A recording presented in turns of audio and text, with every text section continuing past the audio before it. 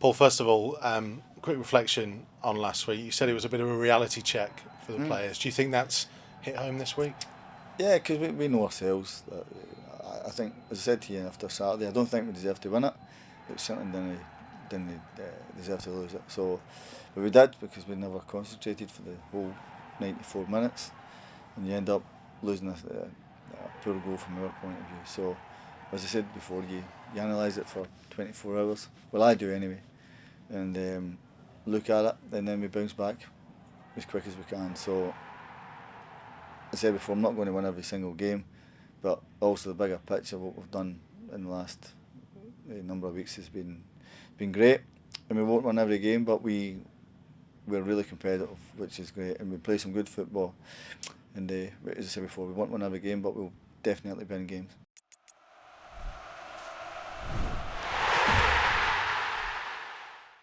In a way, is this quite a good game to have coming off the back of it? Because it seems like the team actually enjoys these kind of occasions, stepping up against opponents. It's a great game.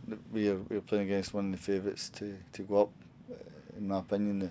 The resources they've got, the club it's got, and yeah, it's a great game for us. We're at home, with a big crowd, and we all seem to step up to the plate. And I don't expect us not to. I expect us to come out the traps, and I expect us to be ready for the game. There's that element where the team has stepped up against Stoke and Liverpool and even Newcastle away. I know that was before your time. And then you've had those games like against Burton. Why do you think that is? Why is there that difference in results and maybe performances sometimes? Mike, listen, I'm going to tell you something right now. I've been involved in a million games. Listen, and I have lost games where I was a European champion with a team, and we lost to a third, fourth league team in the German Cup. We got knocked out 2-1. And it can happen. Cup shocks can happen. League games shocks can happen. It's over the course of the season where consistency steps in, and you've got to be consistent in the league. So, does anything surprise me in football getting beat with a team that's meant to be lower than you or not as big? It can happen. We have to bounce back really, really quickly as best we can, and I've got no doubt we'll come out ready for Saturday the best we can. And what happens on that given night will happen. But if you ask me, does anything surprise me? No. Have I been involved in big games getting beat before? Absolutely have. And it's important to bounce back.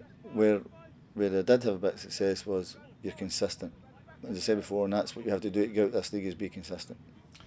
On a kind of almost general note, with the games you've got coming up at the moment, big games, and even including Wigan on Tuesday night in that, have you noticed a kind of a step up in the competition amongst the squad now? Because we spoke the other week about there are no second string players here. Yeah.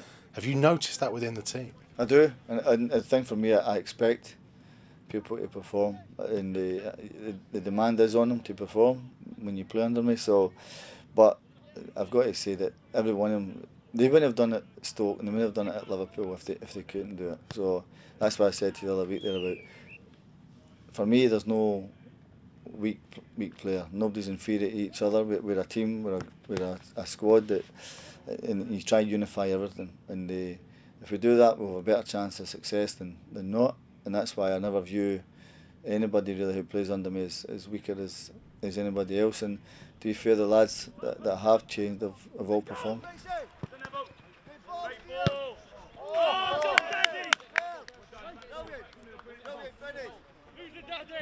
What do you make of Newcastle this season? I think they're a really good side. I think they've bought a lot of players and a lot of expense is there. And yeah, big club, big crowd, and a great tradition behind it. And they probably vying to get. Does it surprise me they're up there? No, it doesn't, because they've just been relegated and a lot of players still there, and allied to the new ones that have come in. So, but one team's playing well, and we'll go and do our best. Does it say a lot about the strength actually of the division that they're not just walking away with it like many people expected them to? I think Championship, if you get out the Championship, you deserve it or you earn it. It's not going to get given to you. As I said before, yeah, there's been 1 or 2 results that probably not went in their way of late, but they're still up there, which you'd expect. As I said before, the resources and the money that they've got, yeah, you expect them to be there. But as I said before, any given game you can win. Listen, I know they're going to be used to a big crowd, but we're getting there, aren't we? With the Villa game the other week, and I know obviously Chelsea's probably going to be a sellout afterwards, and this game too, it's one where now you can really say to the fans and to the players and everybody, we can feel something moving forwards here. Well, I think so. I think that's one of the big things for me was, as I said before, was to get the supporters and the players close together, and the only way we could do that was trying to play entertaining football, quick football, and be competitive, which I think we've done. And allied to the Stoke game and Liverpool game and the Villa game and big games that we've performed in front of big crowds, I think it's been great, and I think the supporters recognise it. And I think this minute the two sets, players and supporters, are bonding really well. Small steps, as I said, but my God, we have got something going when we get them right on our side. How are you fitness-wise this week? But we're pretty decent, more or less the same squad. The lads that have been there. Joe Mason's still a little doubt, but more or less everybody's fine. Are you hoping to have Mike Williamson close to being back in contention? Well, he started training, and I think this one probably still a little bit early for him, but he's back training, which is good. He's got to sustain, I think, being training, which I think is important for him mentally as well, that he can stay out there. I've not got any doubt about his ability or his defending. He's got to sustain training, and hopefully if we can do that, then we'll have another really good centre half. I know one that a lot of people are keen to ask about is Romain Saiss. Obviously now that Africa Cup of Nations is finished, will he need some kind of a break having been away for that, or can he come straight back in? Well, he's played a lot of games, and obviously the team's been doing great, Romain, but he's back with us, which is good. He's a terrific lad, really nice kid, and good footballer. I think still adjusting to English football or British football, but you had a long time away in the African nations, so but he's back in the squad, so I'll decide from there what route I'll go down for the weekend. Obviously Benny's pushing for a start as well, and there's other guys. Good luck picking a team.